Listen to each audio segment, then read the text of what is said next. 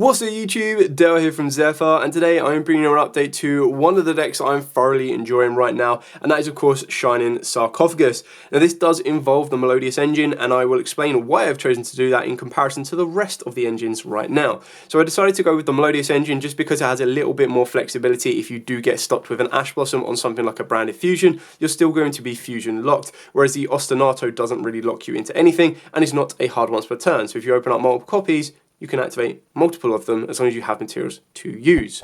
On top of that as well, when you're comparing the Dear Servant package, which is in my opinion a very good option for this deck, I just kind of felt that the ability of the Melodious gave you an aggressive outlay. It replaced itself, so it allows you to draw a card as you go through your combos, unless you've activated Pot of Prosperity to get to it. And then off the back of that, it does give you a very aggressive board. It sets you up scales that you can actually utilize, because a lot of your Silent Magician 0 and your Silent Swordsman 0 are light monsters, so they can actually be pendulum summoned out if you hard open them, and it just gives you a little bit more board presence.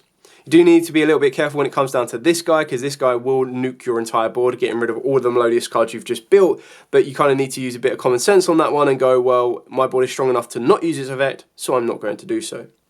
That being said, please smash that like button, hit that notification bell, and subscribe so you don't miss out on any more upcoming content. I'm going to take you through the entire profile, and then at the end of the video, I'll also show you the combo that combines both of these together, so you can see just how powerful it can be and how effective it is utilizing both.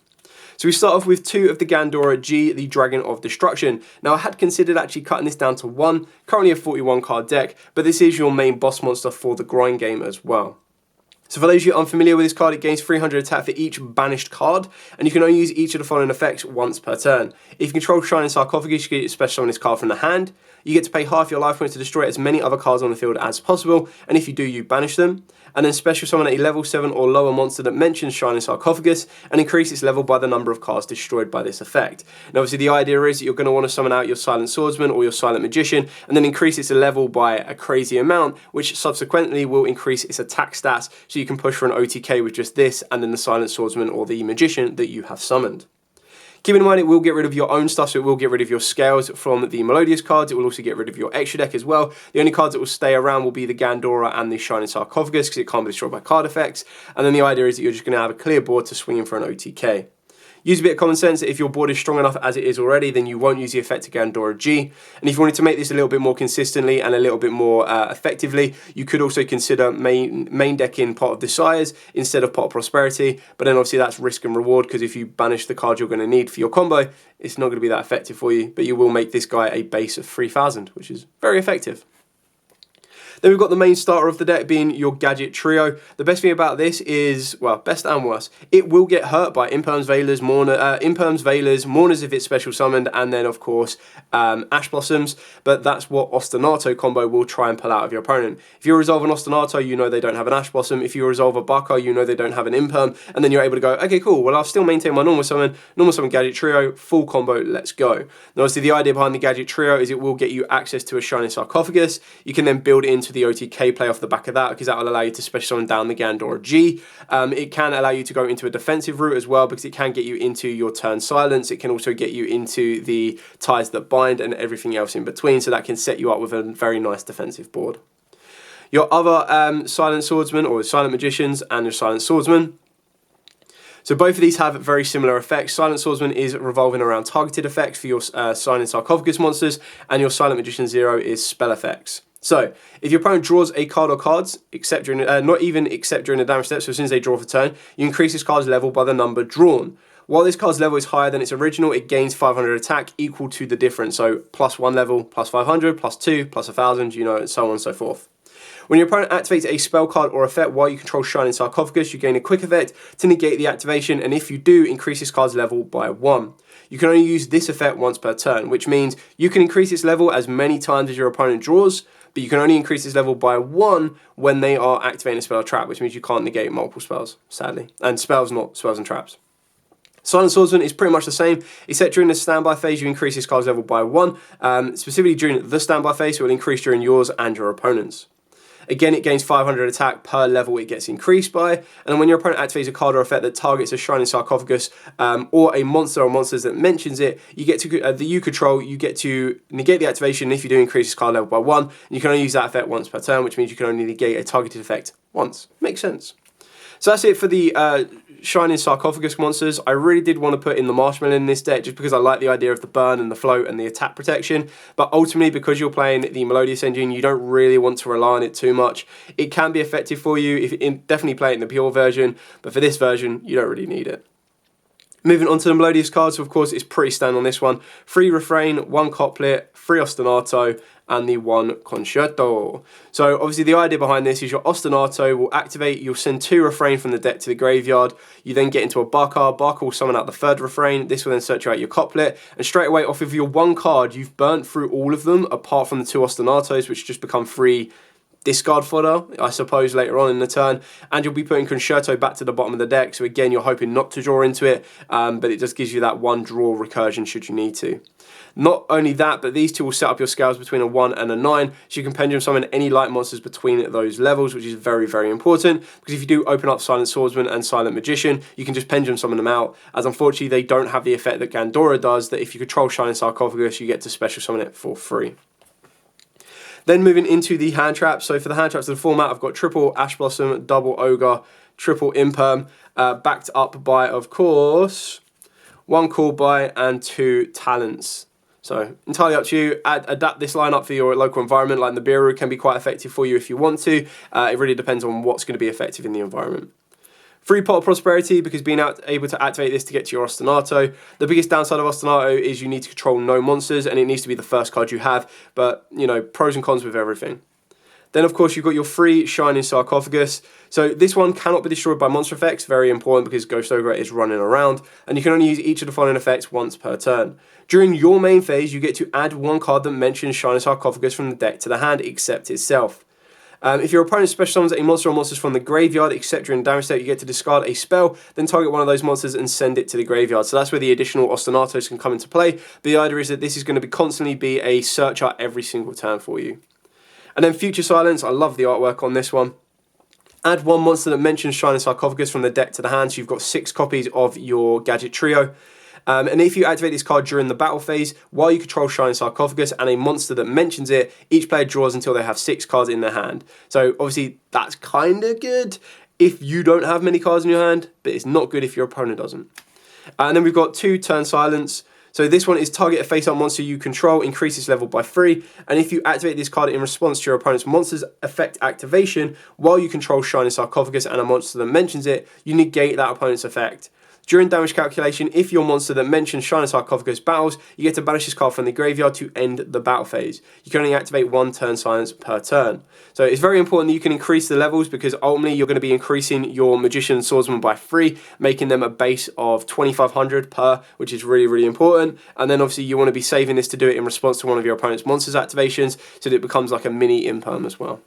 And the last 2 cards we play is the 1 Ties That Bind. So if you control Shining Sarcophagus and a monster that mentions it, you special summon up to 2 level 4 or lower monsters with different names that mention Shining Sarcophagus. Now the issue with this one is you can only really get, in this version, Magician and Swordsman off of the back of your Gadget Trio. Or of course, you can, if you hard open this, you can do Gadget Trio and any of the others.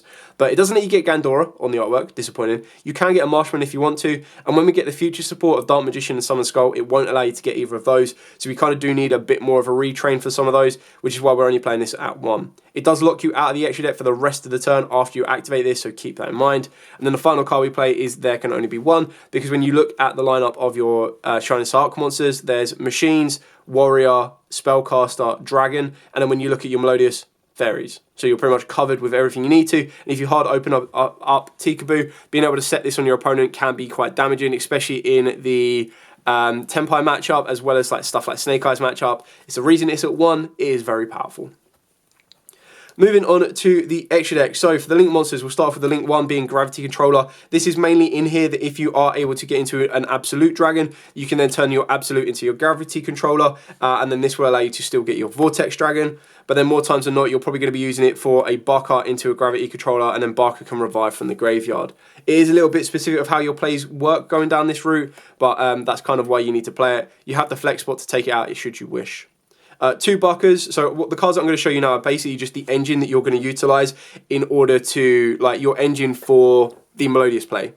So Melodious play will be Ostinato into the first Barker, and then obviously you end up getting into a second Barker. You overlay both of those into Absolute. You then use Absolute plus a monster that's been revived to go into a Link 2 of your choosing, or if you have an additional extension, you can go into a Link 3, which will be Exceed the Pendulum. This then lets you add a refrain back from the extra deck, and then obviously you special summon that down, and then you get to link that refrain plus the Exceed into an Appaloosa, and you've done all of this without using your normal summons. So you've got an Appaloosa plus a Vortex Dragon, and then you're able to go normal summon Shining Star monsters and build off the back of that. Carrying on with the rest of the Link monsters, of course, I've got the one Underworld Goddess just to deal with towers, because you have Flex Spot in your extra deck, so you're not really restricted to anything bar the Melodious cards themselves. Then, of course, we do have the one access code, because we will be coming off the back of something like a Selene, which can be very easily made off of the back of something like a Liner. And then, of course, you do have your standards of IP Masquerena and SP Little Knight. You could, if you wanted to, consider Cross Sheep. The reason you don't consider Cross Sheep in this particular version of the combo is with the pure fact that when you do get into a Link 2, unfortunately, you don't have any other monsters in the graveyard to revive off of the back of the Cross Sheep at that exact point when Vortex gets summoned to a zone it points to. And then from that point on, you never really put another monster to a zone Cross Sheep points to. So it does get a little bit tricky, unless you want to play Tam Tam and a hard search of a Poly. But honestly, in this version, it's not really needed. Last two cards again, which are complete flex spots. You can put Super Poly targets in here if you wanted to. You could put Ultimate Slayer targets in here if you wanted to. But I went with Abyss Dweller and Tornado Dragon, just so that I had probably the best rank 4s that we have right now. I don't feel that this format is that massively affected by some of these rank 4s. Like Abyss Dweller turning off the graveyard is not that effective right now. It can be in certain matchups, in local environments and everything else, so that's why you'd want to consider it. Tornado Dragon can be quite effective, because being able to deal with field spells that are running around right now, plus certain back row, can also be quite useful for you. But it's one of them ones that you pendulum summon them out, then you overlay it into a Tornado Dragon, and then you activate the ties that bind and go from there. So I'll show you how you can make a rank 4 during the combo, and it's entirely up to you, but it could be a rank 4, it could be a Link 2, and the idea is you can build and build and build. Arguably, you could even consider looking at a second IP Masquerena, just because you might use the first one as your generic Link 2 to get you into your Exceed the Pendulum. So what I'm going to do is I'm going to reset the board state, and I'll show you the very easy combo. So the combo are your two one-card starters. Both of these could be utilised on their own, but remembering that you still have 3 more cards in your opening hand to continue to play with. Any of these could be stuff like Pot of Prosperity, or just other ways to get to Gadget Trio, Shining Sarcophagus, you name it. So you're going to start off by activating the Ostinato. We're just going to put the Gadget Trio to one side for now, so we'll just put it there. You're going to activate the Ostinato. This is going to allow you to fusion summon using monsters in your deck, and you're specifically going to want to use 2 of your refrains from the deck to the graveyard. This will then allow you to get you direct access to your first Barker. This will then trigger in ordering you and put it in the extra monster zone, because if they do stop it, you can still turn it into Gravity Controller and then bring back a refrain. So you put this in the extra monster zone. This will then trigger to special summon a Melodious from the deck, and the one you're going to want to go to is your third and final refrain. This will then trigger, allowing you to add Couplet from the deck to the hand. And then when Couplet has been added, you get to reveal it, and then you get to special summon a level 4 or lower Melodious from the graveyard. So there you go, straight away. Then you can scale up the Couplet. You can use this effect to search you out your Crescendo. This will then allow you to activate the Crescendo using your scale as fusion material. So you'll use this and then use one of the refrains on the board. And this will then get you into your second Barker. And that is going to lead you into your Vortex. So there you go, there's your second Barker.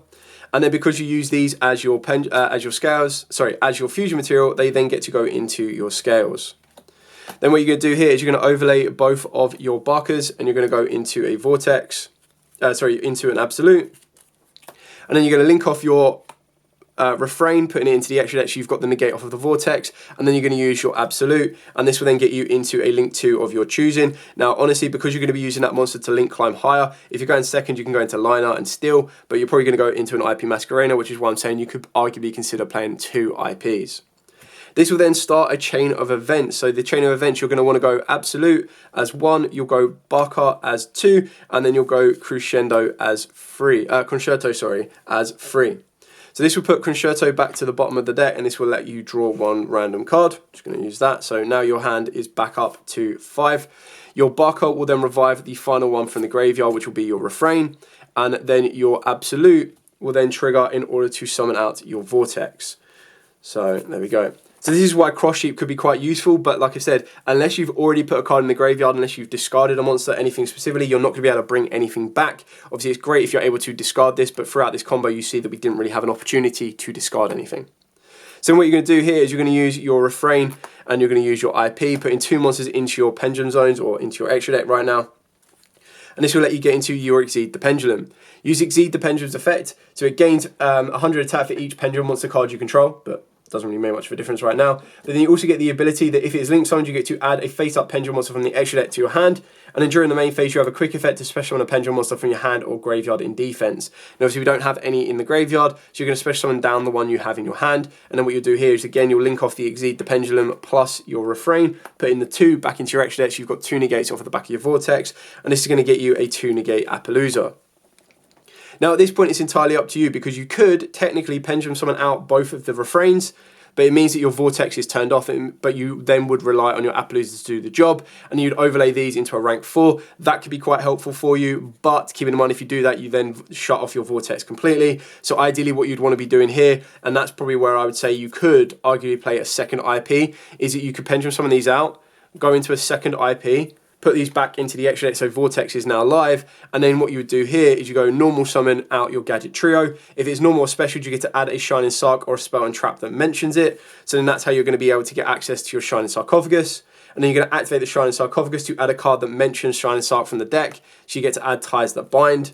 You'll then activate the Ties That Bind. Because you control this and this, you get to summon out 2 level 4s, so you're then going to want to get access to 1 Silent Swordsman and 1 Silent Magician. And then the best thing about this, once you've activated all of that, you then move to your opponent's turn. You still have 4 cards in your hand that can be hand traps, they could be turn silence, they could be anything else you need to. They've got to deal with a 2 negate Appaloosa, they've got to deal with an Omni negate off the back of Vortex, they've got to deal with a spell negate off the back of the Silent Magician, a targeted negate off of any of these 4 cards here, off of the back of the Silent Swordsman 0. And then once they've used, if you've used your 0 or your Magician, you're like, I don't want to keep these around, you can go IP Masquerader's effect, link off with this, and this would then get you direct access into an SP Little Knight. So that's how you've been able to add onto your board as well. Use SP Little Knight, banish 1 card, and then use it again, banish and banish. So you're basically just holding your board state here. Now obviously the biggest downside is that your opponent can just swing into this, swing into this. Probably this one is the most defensive one, but keep in mind this will only gain attack as well. So this you can make stronger, whereas this you can't.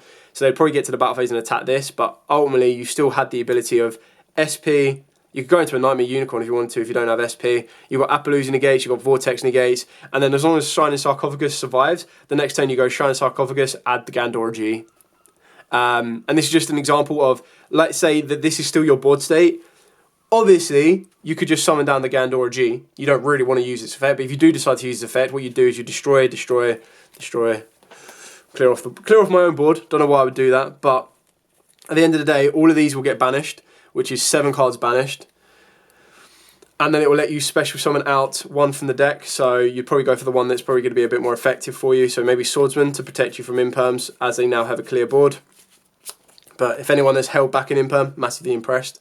This will then increase to a level 11, which means it will be gaining 3,500, so this is going to be a base of 4,500, and then this is going to be a base of only 7 cards of your own, keep in mind, so that'd be 21, but then you've probably destroyed some of your opponent's cards as well, so it'd be 21 plus 45 at the base minimum, so you should be pushing in for OTK, and obviously you'd only do that if you have that ability for. You'd still have 4 more cards in your hand, not to mention the 5th you would have drawn for turn, so if you did draw a Gandora G, you can still use Shining Sarcophagus to search you out a, for example, a Gadget Trio, or of course you could summon out a Magician, and then you can normal summon down the Magician and move your plays further forward from there. So you have the ability to nuke your own board if you really, really want to. So it shows you that you can do both. Like you can choose not to nuke your board, or if you feel that their board is more threatening than yours now, you nuke their board. If you're worried about their back row or something, for example, nuke their board and then go from there. So that's it for the entire profile and the combo. I am now highly considering IP Masquerader at 2 the more and more I look at it, but might not make much of a difference once the new ban list rolls around. You never know. Anyway, thank you so much for watching. If you do have any questions, by all means, please put them in the comments down below. I will be more than happy to answer them for you. For now, as absolutely always, stay safe and, of course, happy dueling.